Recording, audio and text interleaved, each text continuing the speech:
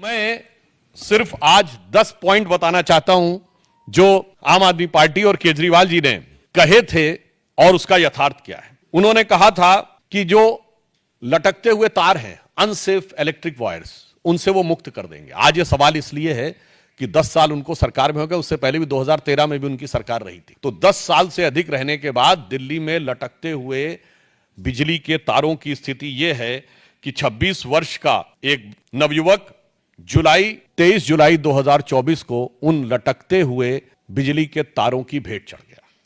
दूसरा, उन्होंने दावा किया था कि 24 आवर क्लीन ड्रिंकिंग वाटर देंगे, और अभी जब गर्मी आया तो लोगों ने देखा कि उत्तर पश्चिम दिल्ली और बाहरी दिल्ली के क्षेत्रों में किस ढंग से पानी को लेकर हाहाकार था। और पत्रकारों ने भी जाके देखा। चलिए, आप नेताओं की बात पे, राजनीतिक दलों के कार्यकर्ताओं की बात पे विश्वास न करें कि वो उसमें किस प्रकार की दुर्गंध आती थी जिस पानी का प्रयोग करना पड़ता था। फिर इन्होंने कहा वर्ल्ड क्लास एजुकेशन सिस्टम देंगे, यह दावा किया। और इतना ही नहीं, याद करिए, इनके मुंह से निकल गया था दुनिया का सबसे बड़ा अखबार जो है न्यूयॉर्क टाइम्स में छपवाना कितना मुश्किल है। छपवाना शब्द था, कोई जाके उस बाइट को चेक कर सकता है। तो पहले तो पढ़े लिखे मुख्यमंत्री को यह नहीं पता था कि दुनिया का सबसे बड़ा अखबार न्यूयॉर्क टाइम्स नहीं है, दुनिया का सबसे बड़ा अखबार है जापान का यमुनो शुमरी।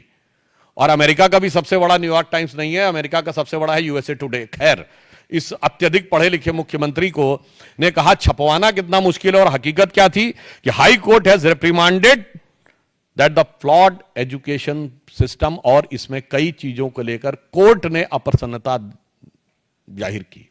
यानी दावा ये और वास्तविकता ये। फिर इन्होंने कहा मेडिकल ट्रीटमेंट को बहुत इंप्रूव करेंगे, और वास्तविकता यह थी कि कोविड के दौरान क्या हाहाकार मचा, और उस हाहाकार के ऊपर ध्यान देने की बजाय प्रचार के ऊपर सारा ध्यान था। आप सबको याद हो कि मोहल्ला क्लिनिकों में जो भ्रष्टाचार की चीजें प्रकाश में आई, जिसमें एक प्रकरण ऐसा था कि एक दिन में 539 लोगों का निस्तारण हुआ, जबकि मोहल्ला क्लिनिक 9 बजे से लेकर 1 बजे तक 4 घंटे में चलती है। 240 मिनट में 539 लोगों का निस्तारण, मतलब 20 सेकंड के अंदर डॉक्टर ने मरीज को देख भी लिया, असेसमेंट कर भी दिया, पर्चा लिख भी दिया और दवा मिल भी गई। और कौन सी ऐसी मोहल्ला क्लिनिक थी जिसकी इतनी कैपेसिटी थी कि सीसीटीवी फुटेज दिखाई जाएगी 539 लोग आके कहां खड़े हो गए थे। यह यथार्थ था। उसके बाद उन्होंने कहा पोल्यूशन फ्री इंवायरमेंट देंगे। आज स्थिति यह है, इसमें कुछ कहने की जरूरत नहीं है। जिस तरह इस समय जाड़े का मौसम चल रहा है, हाँ, हम ये कह सकते हैं कि हम उनको शुभकामना भी देते हैं। केजरीवाल जी का स्वास्थ्य बेहतर हो गया है। मुख्यमंत्री बनने से पहले जिस चीजें नजर आती थी, मगर दिल्ली की आबो हवा की सेहत बहुत खराब होती चली गई है। इसके बाद इन्होंने कहा कि जो कूड़े के ढेर, यानी ये छठा पॉइंट है, कूड़े के ढेर, इनको समाप्त करेंगे। और आज स्थिति यह है कि कूड़े के ढेरों की हाइट बढ़ रही थी। कुतुब मीनार से कुछ मीटर की दूरी के ऊपर, कुछ थोड़ी दूरी के ऊपर जो कूड़े का ढेर है, उसकी हाइट ऐसा समाचारों में आया कि 8 मीटर तक बढ़ गई है। 7वां दावा, दिल्ली महिलाओं के लिए सुरक्षित बनाएंगे। और भारत के इतिहास का इकलौता उदाहरण, जहां किसी भी सरकार के मुख्यमंत्री आवास में उसी पार्टी की महिला सांसद की पिटाई की गई और आरोप लगा मुख्यमंत्री के ओएसडी पर। पूरे भारत में ऐसा उदाहरण नहीं मिलेगा। मायावती जी के ऊपर स्टेट गेस्ट हाउस कांड में हमला हुआ था, वो समाजवादी पार्टी की सरकार ने किया, हो तो विरोधी दल था। यहां तो सत्ताधारी दल की, अपनी पार्टी की महिला के साथ। और जो कुछ महिलाओं के साथ अन्य चीजें हो रही हैं, वो किसी से कोई छुपा हुआ नहीं है। जो चीज इनके अधिकार में, ये कहते हैं ना कानून व्यवस्था अधिकार में नहीं। अरे भाई, मुख्यमंत्री आवास के अंदर की सारी व्यवस्था तो आपके अधिकार में थी और मांगने पर सीसीटीवी भी नहीं थे।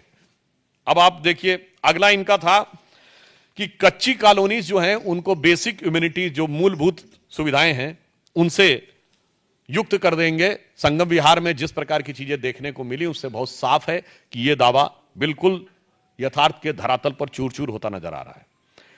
फिर इन्होंने यह कहा था कि जो झुग्गी झोपड़ी के में रहने वाले लोग हैं, उनको स्थायी आवास देंगे। आज 1 दशक पूरा होने के बाद भी यह दावा सिर्फ हवाई दावा है, जबकि प्रधानमंत्री जी के प्रेरणा से चलने वाली योजना में 3024 फ्लैट्स अब तक कालकाजी एरिया में झुग्गी झोपड़ी के लोगों को दिए जा चुके हैं। हम जो कहते हैं वो करते हैं, और जो वो कहते हैं वो कभी नहीं करते। अब यमुना की सफाई, आप सभी को पता है, उनका वीडियो भी अवेलेबल है कि यमुना की सफाई कैसी करेंगे कि वो नहा के दिखा देंगे, और आज स्थिति है कि वो पास जाने में भी हिचकते हैं। यमुना की झाग वाली फोटोएं आप सब ने देखी। अतः ये 10 पॉइंट हैं जो हम लोगों ने कहे कि केजरीवाल जी के दावे। एक, बिजली के तार, दूसरा क्लीन ड्रिंकिंग वाटर, तीसरा वर्ल्ड क्लास एजुकेशन सिस्टम, चौथा स्वास्थ्य की बेहतर सुविधाएं, पांचवां पर्यावरण प्रदूषण, छठा गंदगी के ढेर, सातवां महिला सुरक्षा, आठवां कच्ची कॉलोनियों में बेसिक फैसिलिटीज, और नवां झुग्गी झोपड़ी के लोगों को मकान, और 10वां यमुना की सफाई। ये तो नहीं किया, मगर काम ऐसे अद्भुत किए हैं कि भारत की राजनीति में उदाहरण न मिले।